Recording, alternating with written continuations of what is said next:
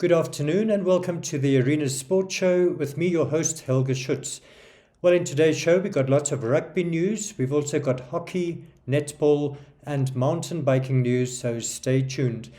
But let's start off with rugby, and Namibia's national team lost 26-18 to Uruguay at the Nations Cup in Montevideo on Saturday night. Well, after the game, national coach Alistair Coetzee sent us this video with his thoughts on the match. Yeah, the match against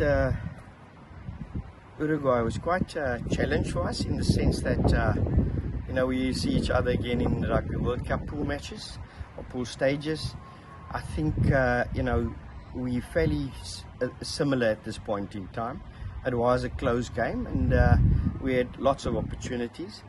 But I think the big thing for us was to really gauge ourselves in terms of where we are as a group and an improvement. We were looking for an improvement since last game. We're not pleased with the result and the performance though, but the mere fact that we had a chance to win the game is a big positive for me. I think we were really below par. Players were disappointed with the performance, and so are the coaches. So there's work to do. But knowing that we're going to get them again, we've got a good idea of how we should prepare. The things that they're good at, the set piece, we weren't good at. Our set piece didn't function well. We conceded a lot of turnovers at line out. Again, our discipline, something that we focused on. It wasn't, I didn't see the maturity when we were under pressure. Effort penalties, it's just blatantly silly penalties that we conceded, and that allowed them really entry into our 22 and they could convert that into points. So and I think the third thing that was also a bit of a problem, I know Tian is a goal kicker at his off day, and scoreboard pressure is important, so we got to make sure that those three things functions well. And defensively, they cut us a few times with the inside pressure of our defense wasn't good enough. But those are things that we can fix and work on. Disappointing thing, however, is the things that we really put a focus on this week didn't come off in the game. So disappointed in the mentality of the players. We had a hard talk to the leadership and the whole team about it. So hopefully, this will be a hard learning curve for us and will help us in our last game of the tour. We're off to Chile now. It's our last game and we want to make sure we end off on a good note and make sure we get a win under the belt, which is good for confidence, which is good going into a World Cup. So yes, we're looking forward to the preparations there. There's one big concern in terms of the injuries. It is Giat Fasaki. He's done a calf and I'm not too sure whether he will make it for this weekend, but the medical team is still assessing. Well, as Alistair mentioned, Namibia's final match is against Chile next Saturday, so good luck to them. We're still on rugby, and in the local Namibian Premier League, United beat Wanderers 46-38 in a thrilling match on Saturday. After the game, I spoke to United 8th man Elof du Plessis. Let's take a look. No, it was quite tough. First half, we were still, the points were still even. So, yeah, it was a hard grafting. That's where you measure yourself in the season. And this is a crucial win for us going to the semi-finals. We still have one game left. So, it's putting us on a high and, looking good. Very close game. I think it was level half-time but right at the end, you pulled it through. Great try at the end. So what pulled it through for you, would you say? No, I think just the guys in this week, it's been three games in a row now. The two games, we lost against Wanderers, so we grew tired of it. So this week we promised ourselves we're not going to do the same, because first off we pull it through, but second off we struggle, and this time we remedied it. Yeah, and Elof, as you say, the semis are coming up. How do you guys feel about that? No, we're feeling good. Like I said, this is a very good win for us, putting us on a high. So if we can just keep the tempo, I think we can pull it through. United 8th man Elof du Plessis. Well, in other matches over the weekend, Rehoboth beat Grootfontein 61-24, while UNAM beat Kudus 2013. So let's take a look at the log standing after the weekend's matches.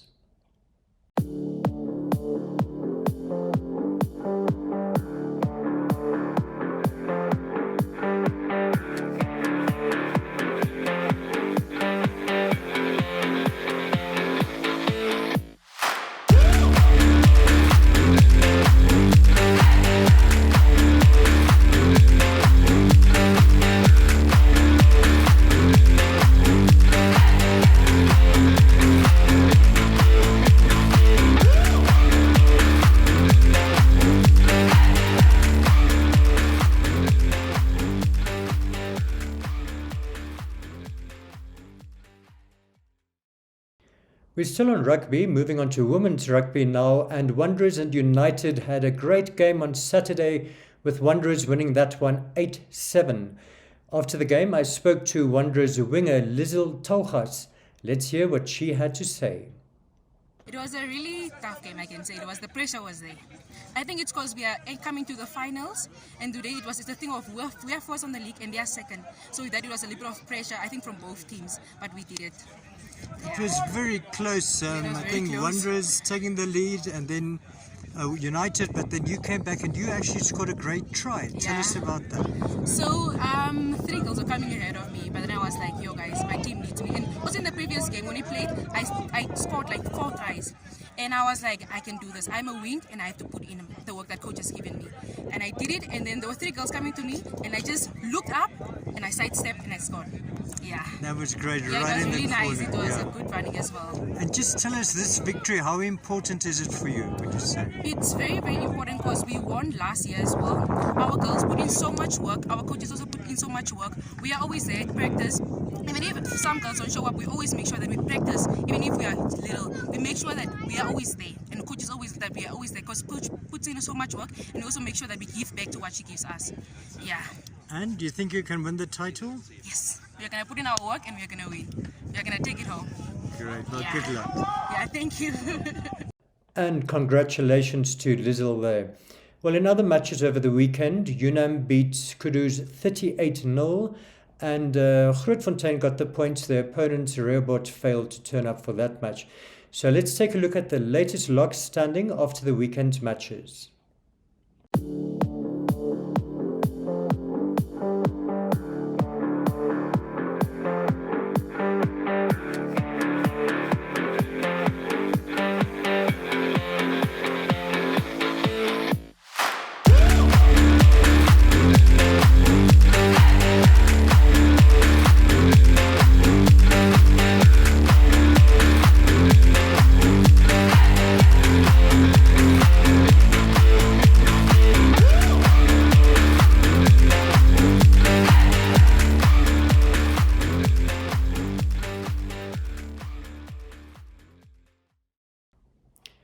Right, let's move on to some cycling news. And Namibian cyclists Vera Loser and Alex Miller did very well at the World Cycling Championships in Scotland over the weekend.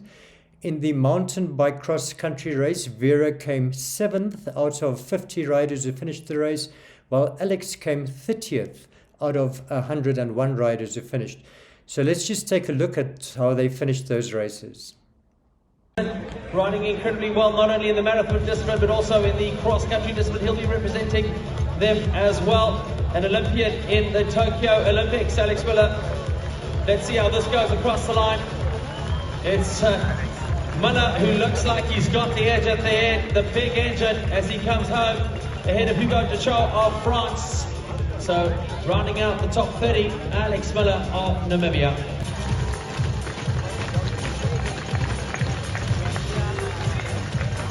Welcome home, Vera Losa from Namibia. She goes 7th. Great rides.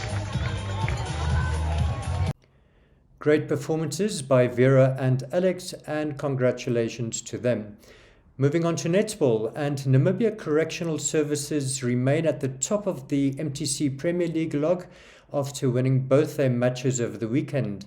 On Saturday, they beat Otjozondjupa Nampol 45-36. And after the match, I spoke to Imbileni France of NCS and Charlene Kotungo of Otjozondjupa. Let's take a look. The game was very tough. They actually beat us the first round, and this time around we did prepare to come out strong. But then they gave us a run for our money, and it was a very good game. Right, it was still very close at half time. I think Otjojontjupa was still leading, but you came back quite strongly. So what changed it for you?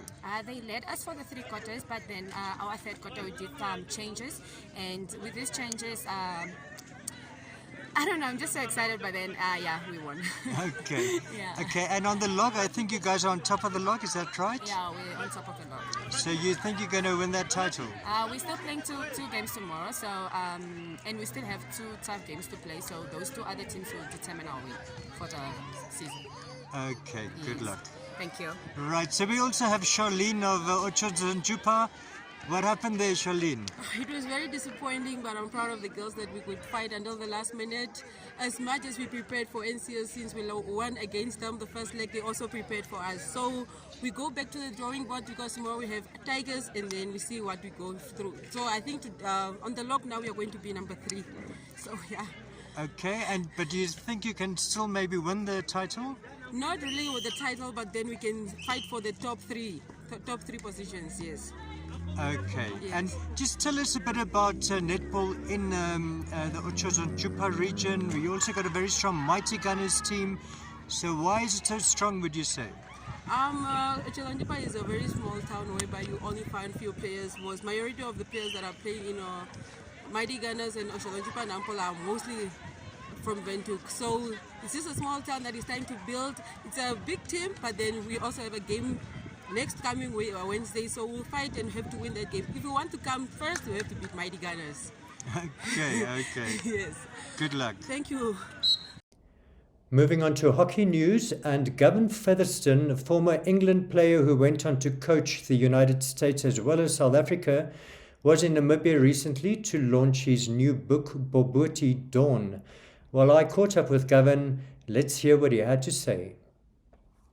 Yeah, I'm very, very honoured to come back. I first came out in 1982 when SWA played in the IPT, and we were able to get a gold medal with the under-21 team. Hop on a bit, and more recently I was here in 2017-18, and now I've been able to become an author on hockey and sport in general, and I'm promoting these 2 books, very different in character. Right, and just tell us about what brings you back to Namibia and your view on maybe Namibian hockey. Well, what brings me back is principally to I've been out to Swakopmund and Walvis Bay and Windhoek to undertake launches for the book. Very nice communities here in Namibia, very, very close-knit communities that play the sport and punched above their weight for many a time. I've seen that myself going to World Cups and watching the women's team play in Berlin. So it's a marvellous place to do a 2-pronged visit, one on the coast and one up here in Windhoek. Right, and I actually have read a previous book of yours where you did write about our hockey heroine Maggie Mengo. So tell us a bit about that. Well, I was very much impressed with the women's indoor setup and obviously with the coaching of the group. But she stood out with 1 or 2 other girls in particular back in 17 and 18. And I sort of followed them on to Berlin. But the actual chapter is called Oasis in the Desert, and it really was referring to the Dome as a facility for hockey, indoor hockey, but it was also referring to her as a sort of diamond here in Namibia as a top player in Africa. Right. And Gavin, you told me now that you will be back going to Swakopmund working on another book you're planning. So could you maybe offer anything for Namibian hockey? Would you be available to spread your knowledge to the local game? Well, I'm going to be around hopefully January, February, March, April, early next year. I am undertaking the early part of a commission to write about United States field hockey. But all I can say is if the authorities are here in Namibia, if they want to use me as a reference point in any type of communication, I'm very open to that. I'm not here to coach. I did nearly half a century of coaching, but I'm certainly a good staging post for people, maybe clinics, maybe launches, that type of thing. And that was Gavin Featherston, top international hockey coach, and let's hope Namibian hockey can make use of his expertise as well. Well, that brings us to the end of today's show. I hope you enjoyed it.